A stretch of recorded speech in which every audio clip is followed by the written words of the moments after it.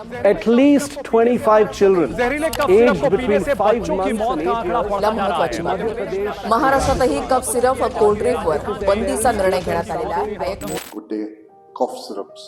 A spoonful of syrup. A lifetime of regret. ये क्या हो रहा है?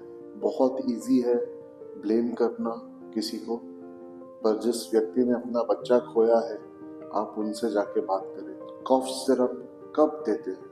कॉफ सिरप सिर्फ उस वक्त देते हैं जब फीवर हो बच्चे को, या हम से नॉन स्टॉप कॉफ हो पेशेंट को, बच्चे को, उस टाइम पे देते हैं. सॉबिट्रॉल जो होता है वो यूज किया जाता है स्वीटनर्स की तरह, जो महंगा आता है.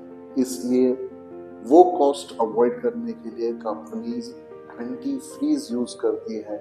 एंटी फ्रीज कार के कूलेंट्स में पाया जाता है, प्रिजर्वेटिव्स के जैसे. याद रखिए, जब डॉक्टर को ड्रग इंट्रोड्यूस करते हैं, कोई दवाई दिखाते हैं, तब उसके मेन इंग्रेडिएंट्स दिखाते हैं, उसके प्रिजर्वेटिव्स नहीं. इसलिए डॉक्टर्स पर से कहते हैं कि आप, हमने जो दवाई लिख के दी है वो लीजिए.